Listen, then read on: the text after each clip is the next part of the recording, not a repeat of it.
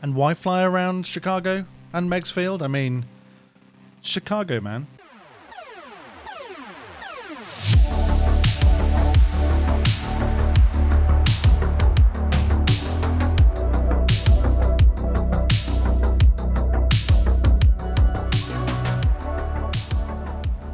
Hey everyone, welcome back to the channel. Thanks for clicking, thanks for coming and seeing what's going on. Today is a continuation of our international airport best add-on / mods for free. Now they all come from FlightSim.to, which is just a fantastic resource for all this kind of stuff. It's the one that I love the most. There's loads of sites out there, but that's my go-to. So I'm going to go through the top 3 kind of smaller airports, a bit more quaint, a bit more interesting, but at the same time I've got that absolutely amazing build quality from a graphical perspective.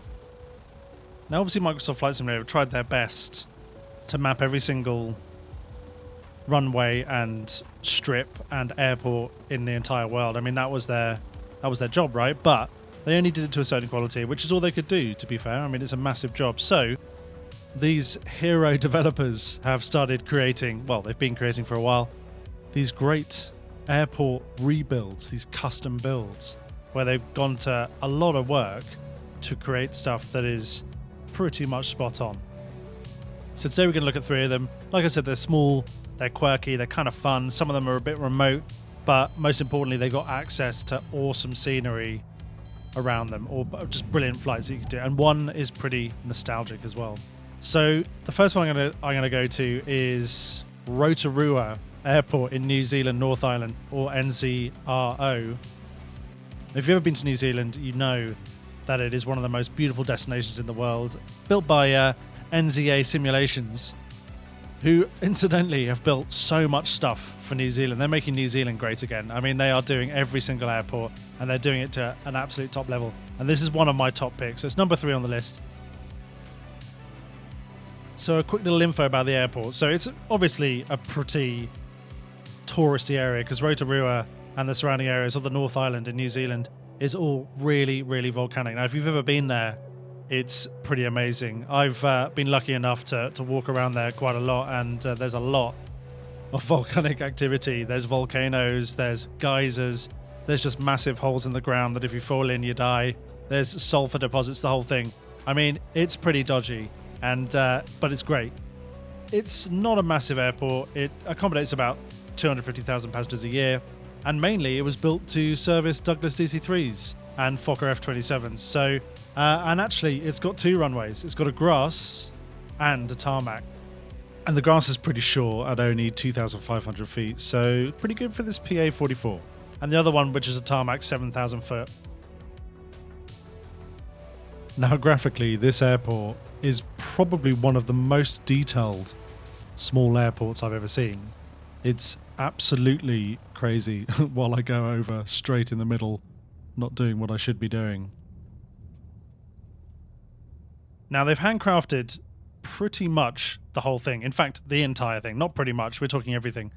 It's 2,000 plus hand-placed objects, 50 plus custom models, and that includes all the buildings. That includes obviously the runways, the grass runway, the asphalt one, all the taxiways, of course, with correct widths and names. Everything is absolutely spot on. They've done all their gates. I mean, there's only 5 of them, but still pretty sweet.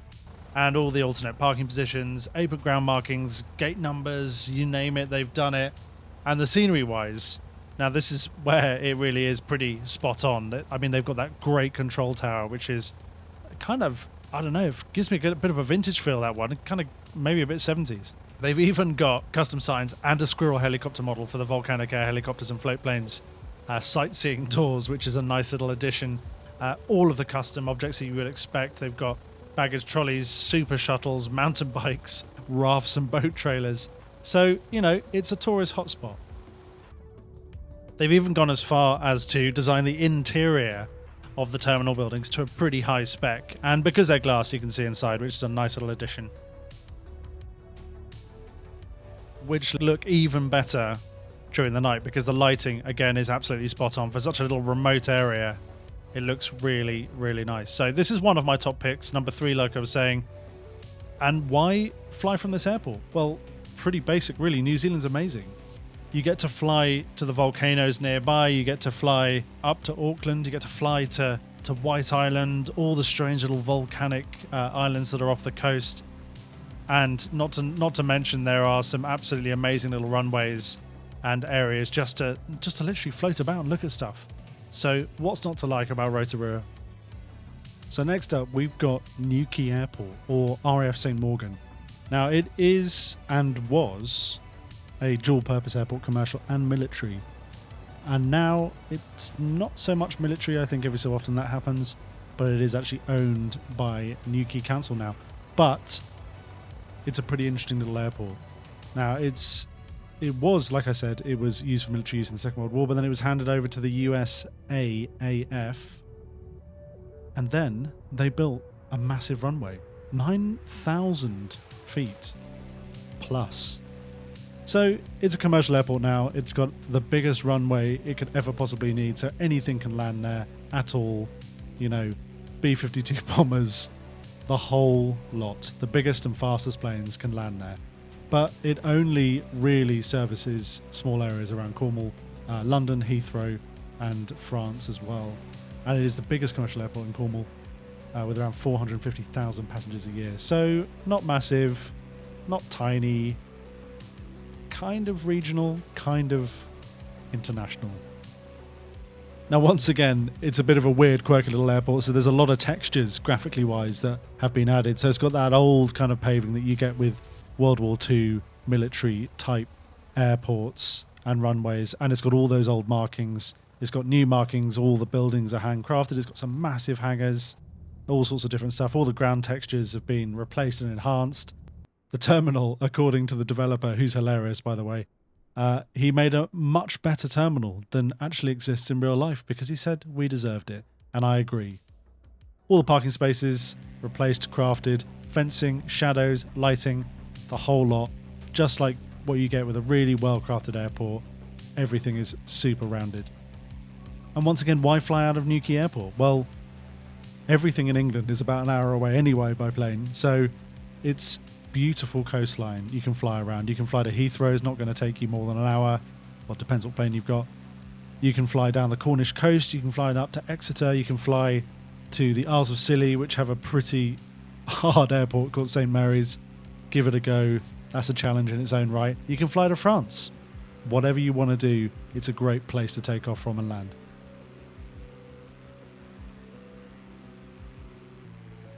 And last by absolutely no means least is Merril C Meigs Field, or KCGX.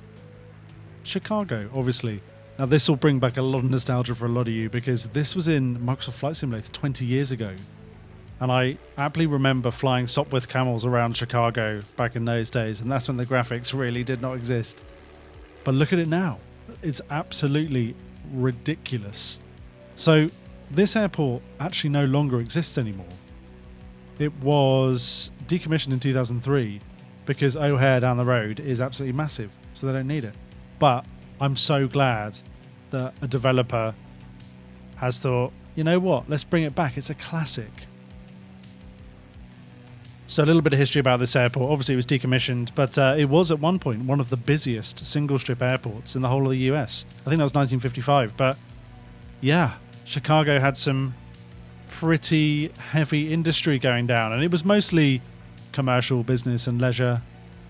And it's not a particularly long runway. It's only 3,900 feet, so it's not going to land your A380s and your massive jets and all sorts of stuff. It's mainly for, you know, Cessnas. It's for Beechcraft, King Air, and what I'm flying now, the PA-44. So what about the way the airport looks? I mean, it is, again, just like all other airports that I put on these lists, absolutely seamless. It's totally historically accurate to that. I'm pretty sure the 2003 version just before it got decommissioned. Full night lighting, full ATC functionality, which is always nice. There's the tower there, lovely. Complete remake of the bay, actually, and the dock area as well. That's just going to be a nice little addition when you're taking off and landing. It's always really annoying when you have an airport that's done and then the surrounding area is still really shoddy, but they've done the whole lot around here, so that's a lovely little element of surprise. So yeah, come and check it out. It's an absolute classic, and you're going to get some nice nostalgic feelings when you land here. Be warned though, it might kill your FPS because that Chicago city in the background, it's going to take a lot of loading.